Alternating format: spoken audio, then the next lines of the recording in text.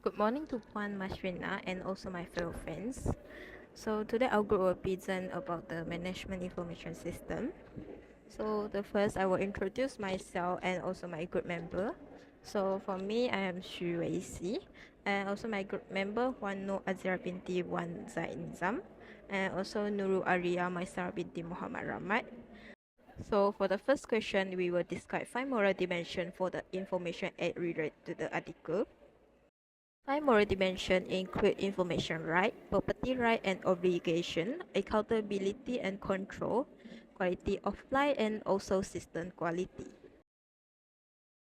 So for the first, information right and obligation, this dimension exploit the right individual and organization have over their information if examine what they can protect and the ethical obligations around managing and sharing information.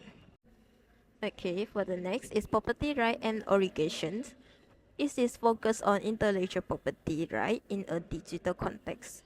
It raises questions about protecting ownership when it is challenging to track and enforce these rights online, where copying and sharing can easily occur. So, for the third is accountability and control. This aspect addresses who should be held responsible for the misuse of harm caused by handling information and intellectual property.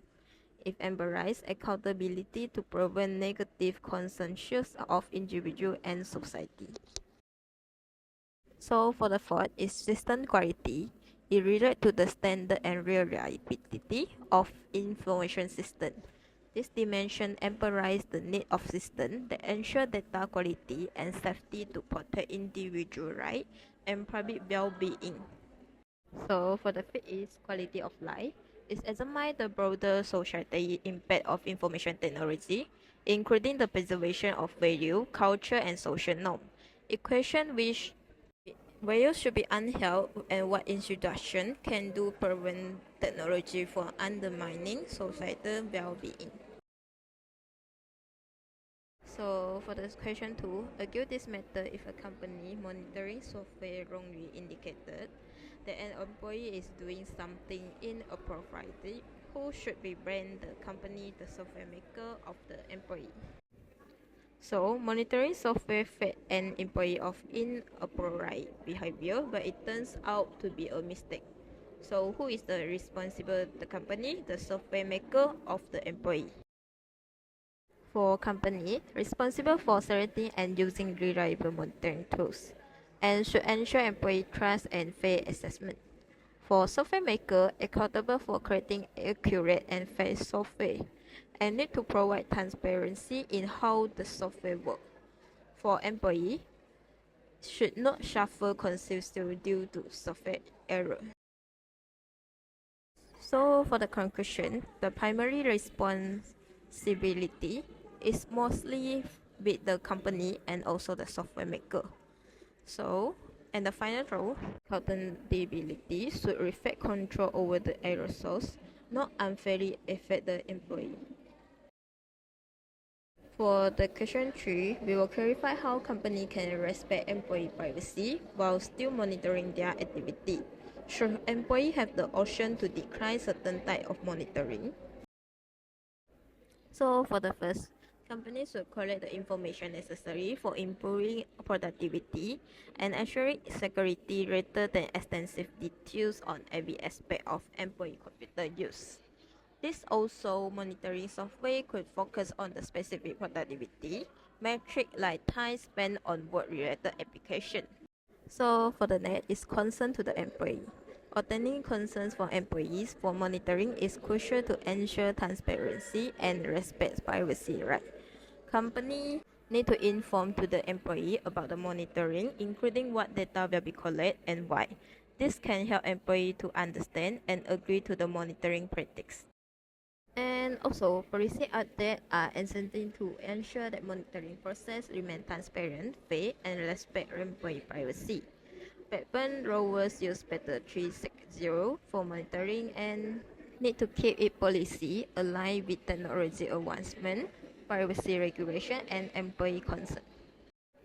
So for question 4, we will explain how company can be fair and transparent about monitoring employee activity on their computer. What rules should be in place to ensure that monitoring is conducted appropriately? So companies should inform employees about monitoring policy from the start. Employees should know which activity like internet browsing, email, and file access are tracked. Transparency shows respect of employee right to know.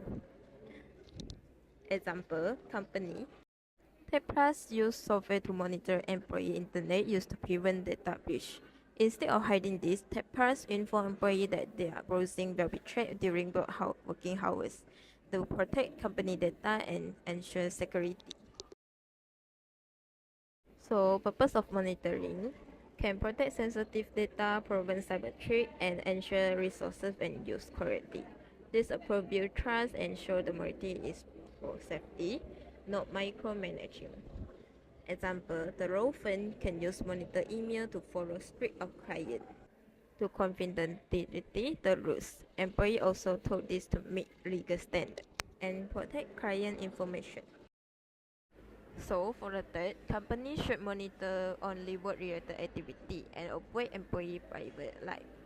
So, for example, they might check work-related files and for program, not personal file of social media.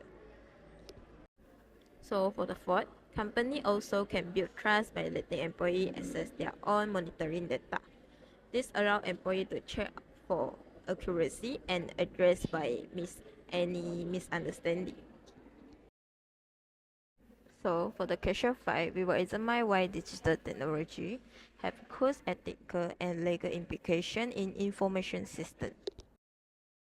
So the first is privacy concern. Software like Spectre 360 track employee activities such as web users and case rate. Without concern, this monitoring infringes on privacy right.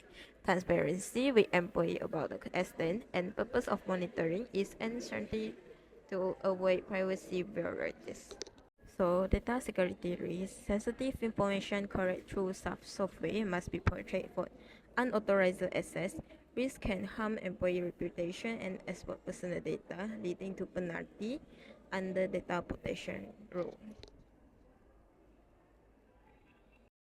Okay, next for legal complaints.